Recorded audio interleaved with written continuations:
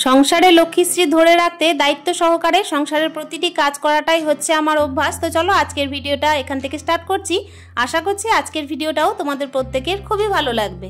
Hello everyone, good morning, welcome back to my channel. আশা করছি সকলেই খুব ভালো আছো। বীরভূম জেলার ছোট্ট একটা শহর থেকে আমি সুধা আবারও চলে এসেছি নতুন দিনে নতুন আরও একটা ব্লগ নিয়ে। সকালে কিন্তু দেখতেই পাচ্ছ খুব রোদ উঠেছে, তো সেই কারণে কিন্তু গাছে প্রথমে জল দিয়ে নিচ্ছি। সব গাছে তো জল দিলাম, কিন্তু ওখানে একটা তুলসী গাছের চারা ছিল তো ওটাতে দিলাম না। ওটা যদিও বা এমনি পুজো টুজো করি না, তবুও কি বলতো ওইটা তো তুলসীর চারা, সেই কারণে কিন্তু স্নান টান না করে একদম বাসি কাপড়ের মধ্যে জলটা না দেওয়ারই চেষ্টা করলাম। এদিকে দেখতেই পাচ্ছ যে সমস্ত আরও টব ছিল তো সেগুলোতে কিন্তু মগে করে জলটা দিয়ে নিলাম।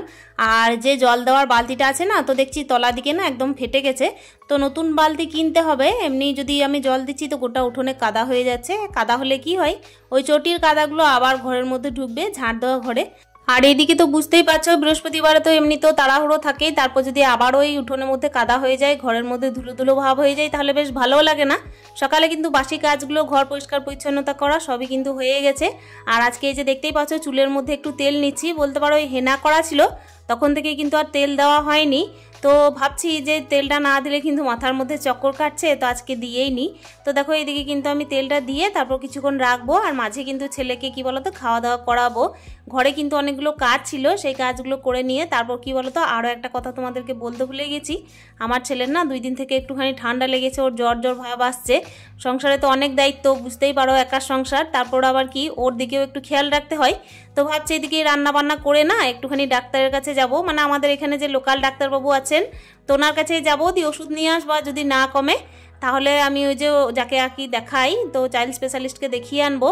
তো যাই হোক না কেন, দেখা যাক, যদি সেরে যায় তো ভালো কথা, তা না হলে তো আবার ওখানে যেতেই হবে। আসলে ওই ডাক্তারবাবুকে প্রত্যেকদিন পাওয়াও যায় না, তো সেই কারণে এমার্জেন্সি পারপাস ধরো যেখানে দেখাই না সেখানেও কিন্তু আপাতত দেখাতেই হবে।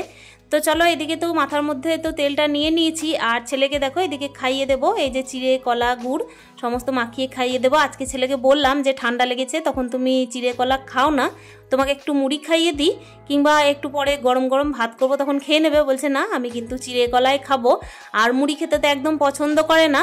যাই হোক না কেন, একবার কিন্তু ওকে প্যারাসিটামল দিয়েছি, তারপরও কিন্তু আবারও কিন্তু কি বলতো একটু গাটা গরম গরম লাগছিল, আর একটু ঠান্ডা তো লেগেইছে। কিন্তু বাচ্চা ছেলে বলে না, ও ছুটে ছুটেই বেড়ায়, সকালে এক টাইম পড়াশুনো করে তারপর কিন্তু এই দেখো ছুটে ছুটেই বেড়াচ্ছে। যাই হোক ওকে দেখো এদিকে খাওয়া দাওয়া করিয়ে দেবো, একটু খেলুক, তারপর দেখা যাচ্ছে কি করা যায়। ঘরের মধ্যে তো বৃহস্পতিবার হলে ধরো সকাল থেকে প্রত্যেকটা হিন্দু বাঙালি ঘরে দেখবে তাড়াহুড়ো লেগে যায়। তারপর কি যতক্ষণ না তুমি পুজোটা দেবে ততক্ষণ তো কিছু খাওয়া যাবে না, এরকম তো একটা মানে চিন্তাধারা থাকেই। তারপর দেখবে যখন যাদের বাড়িতে শুধুমাত্র বাচ্চাকে নিয়ে মানে এদিক ওইদিক ছোটাছুটি করতে হয়, আবার সংসারের কাজও দেখতে হয়, তাদের ক্ষেত্রে দায়িত্বটা একটুখানি বেশিই বলতে পারো। আর আমার কিন্তু বরাবরের অভ্যাস যে সংসারে কিন্তু আমি প্রত্যেকটা কাজ দায়িত্বের সঙ্গেই পালন করব। আজকে তো আমি বৃহস্পতিবারের ব্লগটা শেয়ার করছি, তাই বলে এই নয় যে শুধুমাত্র দায়িত্বটা বৃহস্পতিবারেই থাকে। আসলে প্রত্যেক দিনই এক এক দিন করে কিন্তু মানে দায়িত্বটা আমাদের বেড়েই চলে দেখবে। আর সবথেকে বড় কথা কি জানো তো, কাজের মধ্যেই কিন্তু লক্ষ্মীশ্রী বজায়। আর আমাদের মতো সংসারী মেয়েরা কিন্তু দেখবে একলা সংসারে থেকেও কিন্তু দায়িত্ব সহকারে সংসারটাকে আর কি ধরে রাখে। আর লক্ষ্মীশ্রী বজায় রাখতে কিন্তু অতি অবশ্যই দায়িত্বের সঙ্গেই সংসারের সমস্ত কাজ করে নিতে হয়। সংসারে শুধু কাজ নয়, সংসারের বাইরেও তো অনেক কিছু আছে যেগুলোকে খেয়াল করতে হয়। যারা একা সংসার করছে তারা কিন্তু বুঝতে পারবে যে সংসারে শুধুমাত্র রান্না বান্না খাওয়া দাওয়া পুজো পাঠ এগুলোই কিন্তু দরকারি কাজের মধ্যে পড়ে না। তাছাড়াও কিন্তু লক্ষ্মীশ্রী বজায় রাখতে বাইরেও অনেক কিছু দেখাশুনো করতে হয়। কার কি সুবিধা কার কি অসুবিধা সেগুলো নিয়েই তো একটা সংসার, তাই না? তো এই যে দেখতেই পাচ্ছ এদিকে কিন্তু ছেলেকে খাইয়ে দিয়েছি, খাওয়া দাওয়া করিয়ে যে টেবিলটা ভালো করে পরিষ্কার করে দিলাম। একেবারে কিন্তু কাজগুলোকে আগে আগে সেরে নিচ্ছি, তারপর কিন্তু সেরে সুরে এবার স্নানটা সেরে নেব, ধীরে সুস্থে তারপর রান্না করব। এদিকে তো আমি বললাম যে স্নানে যাব, সেই কারণে কিন্তু এই যে আমি দেখো দুধওয়ালা কাকু আসেন যদি, সেই কারণে দুধের জায়গাটা দিয়ে রাখলাম। আর এক গ্লাস জল খাবো। জানো তো বন্ধুরা, আমি একেবারে নির্জলা উপোস করতে পারি না, যে কোনো বড় উপোস হলেও। আর তাছাড়াও যে কোনো বারেই কিন্তু মানে প্রত্যেক দিনের ব্যাপার বলছি, এখন কিন্তু আমাকে একটুখানি চা বিস্কুট খেতেই হয়, চা বিস্কুট খেয়ে কিন্তু ওষুধ খেতে হয়। আর নিজেকে ঠিক না রাখলে কিন্তু সংসারে কোনো দায়িত্ব পালন করা যাবে না। এই তো দেখতেই পাচ্ছ আমি কিন্তু স্নান টান সারতে যাব। স্নান টান সেরে এই যে চলে এসেছি, তো স্নান সেরেই কিন্তু কি বলতো এদিকে পুজোটা দিয়ে নেব। চুল টুলগুলো আঁচড়ে নিয়েছিলাম বাইরে একবার, আর এখানে কিন্তু দেখতেই পাচ্ছ এমনি আরও একবার চুলটা আঁচড়ে এই যে একটা ক্লিপ দিয়ে নিলাম। ওইদিকে পুজোর বাসনগুলো সকালেই একবার ধোয়া হয়ে গেছিলো, তো রোদে দেওয়া আছে।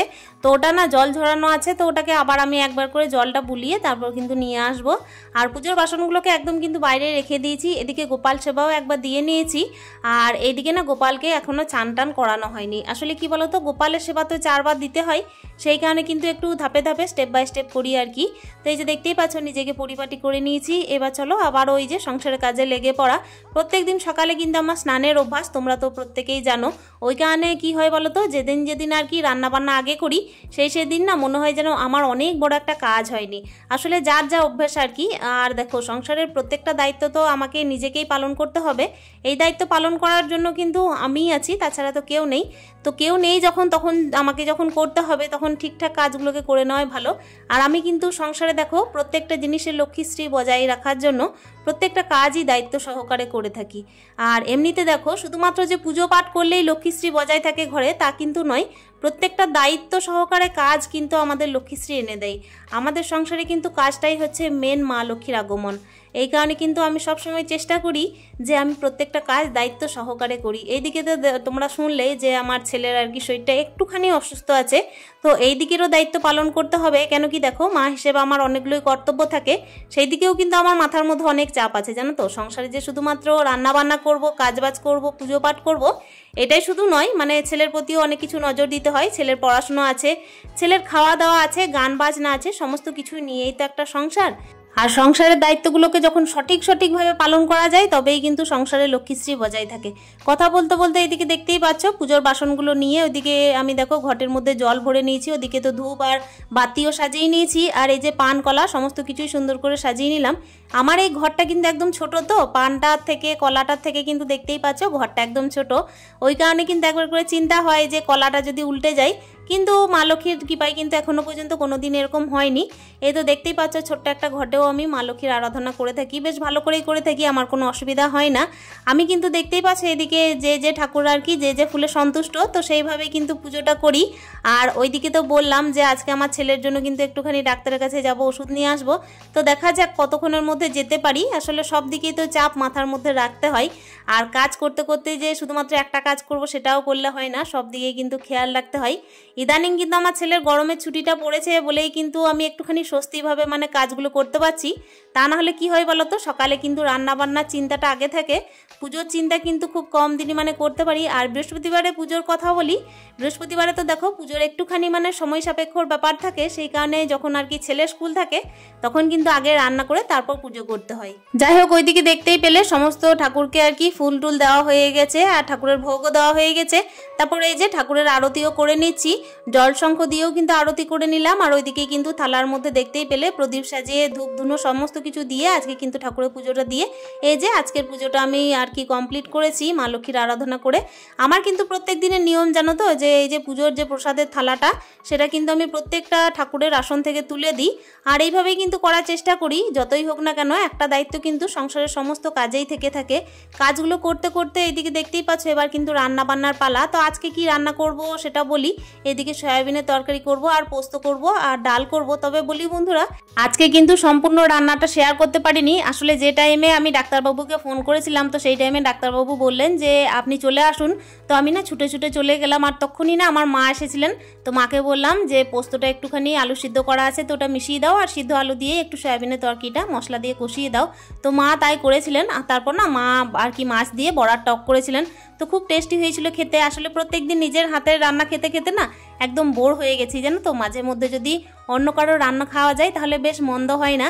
আর আজকে না বলতে পারো 2 মুঠো ভাত একটু বেশিই খেয়েছি একেবারে। কিন্তু দেখো এবার সন্ধ্যার টাইমে ফিরে এসেছি, ঘর বারান্দা সমস্ত কিছু ঝাঁটপাট দিয়ে ঘরের এই যে কাপড়গুলো আছে তো সেগুলোকে গুছিয়ে নিচ্ছি একটুখানি। আর রান্নাঘরটা আমার পরিষ্কার করা হয়নি, সেটাও করতে হবে। দেখতেই পাচ্ছ কতগুলো জামা কাপড় আছে, তো এক এক করে চলো ভাঁজটা করে নিই। একদম কিন্তু ছুট দিতে হবে সন্ধে দিতে, তো তার আগে এই যে রান্নাঘরের গ্যাসটা যেটা আছে তো সেটাকেও একটুখানি ভালোভাবে পরিষ্কার করে নিতে হবে। কেন কি রান্নাঘরটা যদি অগোছালো থাকে না তাহলে কিন্তু সন্ধে দিতেও ভালো লাগবে না। ওইদিকে একবার রুকিয়ে দিলাম যে ছেলে কি করছে। আসলে কি বলতো, সংসারে কাজ করতে করতে অনেক দিকেই তো নজর দিতে হয়। ওই যে বললাম কাজকর্মের মধ্যে দিয়েই কিন্তু মা লক্ষ্মীর বাস। শুধুমাত্র পুজো পাঠ দিয়েই তো আর মা লক্ষ্মীকে সন্তুষ্ট করা যায় না। সংসারের প্রত্যেকটা কাজেই যখন মা লক্ষ্মীর বাস, তখন কিন্তু প্রত্যেকটা কাজ দায়িত্ব সহকারে আমাদেরকে করে নিতে হবে। দেখতেই পেলে এদিকে কিন্তু সকাল থেকে অনেকগুলো কাজকর্ম করার পরে এই যে বললাম ছেলের জন্য ওষুধ আনতে গেলাম। তো সেই সমস্ত দায়িত্বগুলো সংসারে কাজের বাইরে নয়। আর এখন দেখতেই পাচ্ছ একেবারে কিন্তু এই যে সন্ধ্যা দেওয়ার আগে পর্যন্ত ভিডিওটা শেয়ার করছি। একদম দেখতেই পাচ্ছ গ্যাসটা মোছা হয়নি, ওদিকে কিন্তু রান্নাঘরে যে সমস্ত খাবার দাবার ছিল সমস্ত কিছু ফ্রিজে ভরে এই যে সুন্দর করে রান্নাঘরটা পরিষ্কার করে নিচ্ছি। একটুখানি প্রত্যেকদিন লিকুইড হ্যান্ড ওয়াশ কিংবা হচ্ছে কিছু একটা দেওয়ার চেষ্টা করি, যাতে রান্নাঘরে আর কি সুগন্ধটা আর কি বজায় থাকে। আর মাছ মাংস হলে তো ধরো করতেই হয়। আজকে তো মাংস টাংস কিছু হয়নি, একটা নিরামিষের আইটেম ছিল, কিন্তু শেষে ওই যে মাছ দিয়ে বড়ার টক হয়েছিল, তো সেটার কারণেই চেষ্টা করলাম যে একটুখানি লিকুইড হ্যান্ড ওয়াশ দিয়ে দিই, তাতে কি হয় একটা বেশ রিফ্রেশ ভাব থাকে রান্নাঘরে। তো চলো বন্ধুরা, এই যে রান্নাঘরে কাজ সাথে সাথেই আজকের ভিডিওটা না হয় এখানে শেষ করছি। রান্নাঘরটা সুন্দর করে পরিষ্কার করে আজকের মতো তোমাদের থেকে আমি বিদায় নিচ্ছি। দেখা করছি অন্য দিনের অন্য আরও একটা ভিডিওতে। ততক্ষণের জন্য তোমরা প্রত্যেকে ভালো থেকো, সুস্থ থেকো, আর একটা সুন্দর কমেন্টের মাধ্যমে জানানোর চেষ্টা করো। দেখা করছি নেক্সট ব্লগে। প্রত্যেকে ভালো থেকো, সুস্থ থেকো, টাটা।